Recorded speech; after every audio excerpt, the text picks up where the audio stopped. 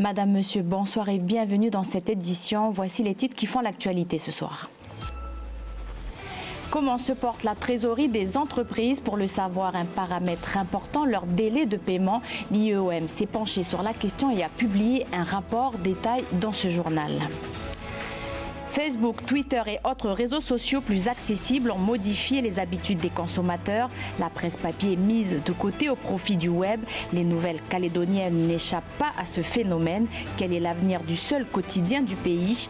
Olivier Poisson, rédacteur en chef, est notre invité ce soir. Mai 2020, arrivée du Covid-19 en Nouvelle-Calédonie, le Sénat coutumier appelle le gouvernement à prendre des mesures strictes. Dans les îles, la circulation aérienne et maritime est bloquée. Retour sur cette période à la fin de ce journal. Je vous le disais en titre, 59% des entreprises connaissent des retards de paiement, un paramètre important qui témoigne de la santé financière des sociétés. En Nouvelle-Calédonie, les factures sont réglées au-delà du délai légal qui est de 30 jours. C'est ce que révèle l'étude menée par l'Institut d'émission d'outre-mer, l'IEOM, une pratique courante qui peut avoir des conséquences sur l'ensemble de l'économie. Explication avec Océane Dacunha. Gérer sa trésorerie pour un entrepreneur, c'est trouver l'équilibre entre régler ses fournisseurs et être payé par ses clients. Un jeu d'équilibriste qui tourne parfois au casse-tête quand les retards s'accumulent. La Nouvelle-Calédonie impose un délai de paiement maximal de 30 jours, un délai jusqu'à 2 fois plus court que nos partenaires économiques en France ou dans la zone Pacifique. Pourtant, en moyenne, en 2019, les entreprises calédoniennes règlent leurs fournisseurs entre 38 et 56 jours après la livraison. Des retards systématiques, en partie expliqués par des paiements tardifs aussi du côté des clients, excepté dans l'hôtellerie-restauration ou le commerce où les ménages payent comptant. La construction et les services et conseils aux entreprises enregistrent les plus grands retards de facturation, en moyenne plus de 2 mois. Dans ces secteurs, les entreprises doivent s'acquitter de leurs dettes auprès de leurs fournisseurs avant d'être rémunérées par leurs clients, ce qui entraîne des difficultés financières, en particulier pour les petites sociétés. Un phénomène qui s'accentue en période de crise quand certaines entreprises sont tentées de rallonger leur délai de paiement pour préserver leur propre trésorerie. Les conséquences sont immédiates sur l'endettement des sociétés qui progressent continuellement depuis 2017. L'IOM estime que si les délais de paiement étaient strictement respectés par tous les acteurs commerciaux, 23 milliards de francs seraient libérés dans les trésoreries des entreprises du pays. Rien que dans le secteur de la construction, 13 milliards de francs seraient débloqués. La filière aquacole pourrait bientôt être dans une mauvaise passe. À Koné, depuis un mois, les pêches ont repris, mais les crevettes n'ont pas trouvé acheteur. En cause, la fermeture des restaurants, alors que chaque année, 900 tonnes de crevettes bleues sont exportées essentiellement au Japon et en France. Cette année, les stocks pourraient bien s'accumuler. La SOPAC, la Société des producteurs aquacoles calédoniens, va devoir changer sa stratégie. Explication avec Anissa Toussi. La SOPAC produit 1300 tonnes de crevettes chaque année. 500 tonnes sont vendues sur le marché local et le reste de la production, qui représente 70%, est destiné à l'export. La crevette calédonienne était présente dans les restaurants haut de gamme du monde entier. La crise sanitaire ayant provoqué la fermeture des restaurants, plusieurs d'entre eux n'ont pas repassé commande cette année. Actuellement, ce sont 400 tonnes de crevettes qui n'ont pas trouvé d'acheteurs et pour lesquelles il va falloir trouver de nouveaux marchés.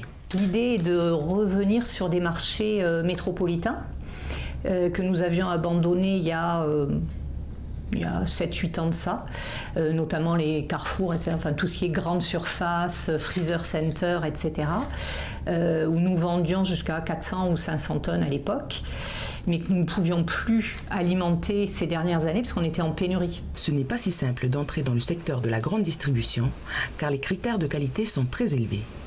3 fermes aquacoles de la SOPAC sont en cours de certification. Cette nouvelle stratégie a aussi ses inconvénients. Sur les grandes surfaces et les freezer centers, on se retrouve en concurrence directe avec les crevettes qui viennent du monde entier, qui ne sont pas du tout, mais alors du tout au même prix que nous.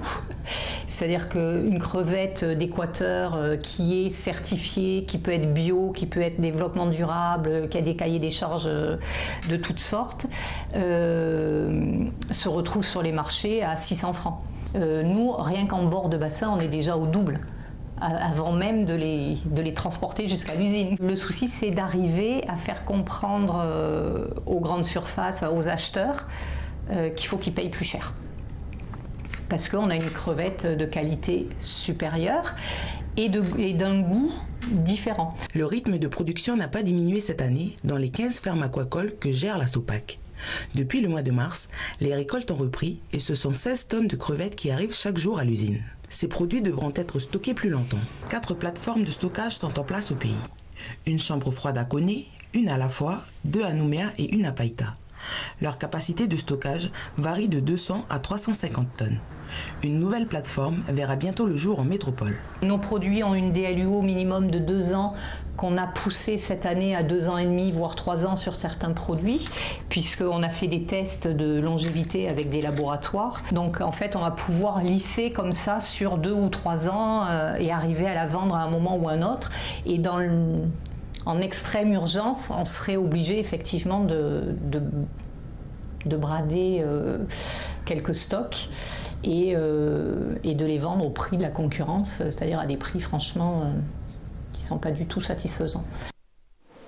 On reste à Koné avec cette première restitution des travaux sur l'avenir institutionnel de la Nouvelle-Calédonie. Une consultation initiée à la demande du ministre des Outre-mer. C'est devant les étudiants du campus de Bako aujourd'hui que les 4 acteurs socio-économiques qui ont contribué à ces travaux ont exposé les résultats. Plusieurs thèmes étaient au menu de cette enquête, dont la place du pays dans l'axe Indo-Pacifique. Écoutez Dominique Lefebvre, chef d'entreprise. C'est important de faire un état des lieux. Vous savez que la Nouvelle-Calédonie, d'abord c'est le seul pays francophone du Pacifique. On a une position totalement stratégique dans l'axe Indo-Pacifique. Ça c'est la première chose. Et puis après, économiquement, nous avons le même niveau de PIB par habitant qu'en Nouvelle-Zélande. Nous sommes juste derrière l'Australie. Donc il est important de faire un état des lieux, savoir où on en est, savoir ce qu'on veut pour l'avenir et surtout que ça ne s'écroule pas tout demain tel qu'on l'a pu le voir ailleurs, quoi. Aujourd'hui, nous sommes vraiment à la croisée des chemins. Il faut améliorer le système, ça c'est clair, aussi bien économique, aussi bien social, mais on est sur une bonne voie, on a de bonnes bases et il faut pas tout jeter, il faut plutôt garder et puis améliorer le système. Voici ce que l'on pouvait dire sur le volet économique. Les nouvelles calédoniennes peinent à joindre les deux bouts. Après 50 ans d'existence, l'unique quotidien du pays est menacé de disparaître. La société Melchior, éditrice du journal, a été placée sous le régime de la procédure de sauvegarde. Objectif de la démarche, permettre de maintenir une activité économique et les emplois, mais surtout d'assurer le remboursement de dettes. Retour sur la genèse de cette rédaction qui a traversé des eaux troubles entre la nécessité d'informer librement et son besoin de financement. Regardez ce reportage, il est signé Ismaël Ouakassiou et Antoine Reis. Roger Brissot et Jean-Paul Léraud donnent naissance aux Nouvelles-Calédoniennes en 1971. Quotidien d'information générale imprimé du lundi au samedi. Le premier numéro paraît le 15 mai 1971. Journal créé essentiellement en opposition à la France australe pour défendre les intérêts des petits commerçants et se démarquer des problématiques de la société Le Nickel. Les informations sont centrées sur les faits divers, les activités quotidiennes, les informations courantes.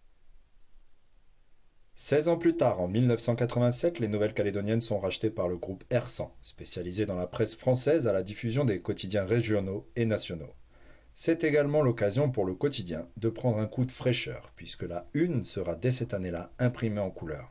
L'aventure durera un quart de siècle. Le 17 mai 2013, le groupe R100 se sépare des Nouvelles-Calédoniennes. Celles-ci sont rachetées par le groupe calédonien Melchior, dont l'actionnariat est composé de la famille Jandot à majorité, ainsi que des familles Montagna et Lavoie. Ce groupe détient plusieurs types de presse locale, comme le gratuit Coco TV, mais également la radio Énergie, ainsi que 2 imprimeries et plusieurs sites internet. C'est dans cette période que le journal se verra être imprimé de la première page à la dernière en couleur. Aujourd'hui, les Nouvelles-Calédoniennes pourraient disparaître. Qu'en est-il ? Olivier Poisson, rédacteur en chef des Nouvelles-Calédoniennes, est notre invité ce soir. Il est en direct de nos studios à Nouméa. Olivier Poisson, bonsoir. Bonsoir. Alors pourquoi le quotidien risque de disparaître ? Tout simplement parce que le modèle économique de la presse écrite, et c'est pas qu'en Calédonie, est mondialement remis en question. C'est-à-dire que la presse est quelque chose qui coûte très très cher. La presse a besoin d'une rotative, a besoin de livrer le journal. On va livrer le journal jusque dans les îles, on va livrer le journal jusqu'à Kumak, jusqu'à Puebo. Ce sont des choses qui coûtent très très cher. Et avant, on arrivait à trouver un équilibre parce que la publicité venait majoritairement dans les journaux locaux, et que cette publicité, il faut bien savoir que maintenant elle part à 70% chez Google, chez Facebook, chez tous les grands de l'internet, et c'est ça qui met vraiment en danger le modèle de la presse, qui a toujours des coûts très très forts, mais qui n'a plus ses rentrées qui permettaient d'équilibrer. C'est compliqué d'exister dans un secteur concurrentiel? Oui et non, parce que je pense que le journal a su ces dernières années se réinventer. La rédaction a vraiment pris le tournant du numérique. La rédaction essaye toujours de faire le journal papier du mieux qu'elle peut, et en même temps elle est très très présente sur le numérique. On est très présent sur Internet, on est très présent sur les réseaux sociaux. Donc je pense que l'entreprise a su s'adapter aux nouveaux défis. Je pense que l'entreprise a su se réinventer pour proposer au lecteur qui a beaucoup changé ses habitudes, de lui proposer d'être présent partout, sur tous là où il avait besoin qu'on soit, c'est-à-dire sur le papier pour certains, sur les réseaux sociaux pour d'autres, sur les écrans, sur Internet pour encore d'autres. Le problème, c'est que les financements sont plus au rendez-vous parce que le modèle publicitaire, il est plus suffisant pour financer un journal. Le site, vous avez un site internet et vous le dites sur le papier que vous avez sorti ce matin, le journal papier est acheté, et pourtant vous peinez à joindre les deux bouts. Qu'est-ce qui pêche? Ce qui pêche, c'est vraiment le financement. C'est qu'on est obligé, pour essayer de faire une information de qualité, d'avoir quand même beaucoup de journalistes, parce que des informations, ça se vérifie, parce que il y a un travail qui demande beaucoup de monde. Il faut beaucoup de monde pour vérifier les informations. Il faut beaucoup de monde pour écrire un journal. Il faut beaucoup de monde pour l'imprimer. Il faut beaucoup de monde pour le livrer. Tout ça, ça coûte très très cher. Et encore une fois, je veux dire, l'effondrement du marché publicitaire, ce qui est assez dommage d'ailleurs, parce qu'on a les annonceurs qui nous sont restés fidèles n'ont jamais eu autant d'audience. Cet effondrement fait que notre modèle économique n'est plus viable. On a aussi le modèle des abonnements, puisque heureusement qu'on a des lecteurs fidèles qui sont abonnés, et ça permet au journal de survivre, mais c'est pas suffisant. Il faudrait qu'on ait 3-4 fois plus d'abonnés. Alors comment on arrive à cette situation de procédure de sauvegarde? Alors la procédure de sauvegarde, c'est quand l'entreprise se rend compte qu'elle risque d'être en cessation de paiement à un moment. Donc justement, on prend les devants, on n'attend pas d'être dans le mur, on se dit on va aller devant le tribunal, on va demander à faire un état des lieux, avoir un administrateur qui puisse faire un état des lieux, et on va voir par rapport à notre endettement, par rapport à nos coûts, on va voir comment on peut réétaler, ça peut être la dette, ça peut être les emprunts, pour essayer justement de ne pas se retrouver en cessation de paiement. Et cette procédure de sauvegarde permet aussi de se dire, pour retrouver une situation bénéficiaire, ou au moins l'équilibre, parce que c'est l'équilibre qui est vraiment important, pour retrouver l'équilibre, on a besoin d'aller vers tel ou tel projet, pour réussir à retrouver un modèle viable. Quelle est la place des actionnaires dans cette procédure de sauvegarde? Alors, les actionnaires, on le sait, sont des familles qui sont assez connues ici, sont des familles qui ont réussi dans les affaires, sont des familles qui n'ont jamais touché le moindre dividende depuis qu'elles ont acheté les nouvelles calédoniennes. Sont des familles qui ont toujours soutenu le journal, c'est-à-dire qu'à chaque fois que le journal se retrouvait en déficit, ils ont remis au pot, mais au bout d'un moment, ça peut pas continuer comme ça. C'est-à-dire qu'on ne peut pas avoir, des actionnaires ne sont pas des mécènes, ne sont pas des gens qui vont donner indéfiniment pour que le journal puisse vivre. Il faut que le journal revienne à l'équilibre. Il faut que les nouvelles calédoniennes, dans toutes ses composantes, reviennent à l'équilibre, avec le gratuit, avec énergie, avec toutes les composantes de Melchior. Il faut qu'on arrive à retrouver l'équilibre. Voilà, c'est ça qu'il faut. Mais on ne peut pas avoir des actionnaires qui vont remettre chaque année plusieurs centaines de millions pour pouvoir équilibrer les comptes. Rapidement, vous allez devoir réduire la masse salariale? Alors, ça, je ne peux pas vous dire non, mais je ne vais pas vous dire oui. C'est pas dans nos plans, on ne l'espère pas. On va justement, on a entre 6 et 18 mois pour établir ce plan de sauvegarde. On va essayer de trouver un modèle économique justement qui permette de faire vivre un maximum de salariés, de garder un maximum de salariés et de pouvoir faire perdurer ces familles qui travaillent pour les nouvelles, qui travaillent pour le gratuit, qui travaillent pour toutes les composantes du groupe. Il faut qu'on arrive à les sauver. Donc voilà, je ne peux pas dire non parce que ce serait mentir, mais on va essayer de sauver tout ce qui peut l'être. Olivier Poisson, rédacteur en chef des Nouvelles Calédoniennes, merci d'avoir accepté notre invitation ce soir. C'est moi qui vous remercie. Et on poursuit avec votre feuilleton consacré aux épidémies dans la région du Pacifique. Ici, les traumatismes liés à ces maladies infectieuses continuent d'animer les esprits. Ces stigmates ont même influencé les décisions du Sénat coutumier l'an dernier. Hippolyte Sinewami, alors président de l'institution, revient sur cette période. Il s'est confié devant la caméra d'Audrey Pouedy.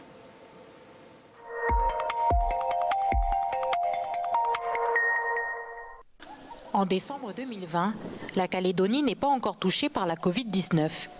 Mais dans le reste du monde, l'épidémie se propage à grande vitesse. C'est ce qui va motiver les grands chefs des îles Loyauté à demander conjointement l'arrêt des escales de croisière dans la province.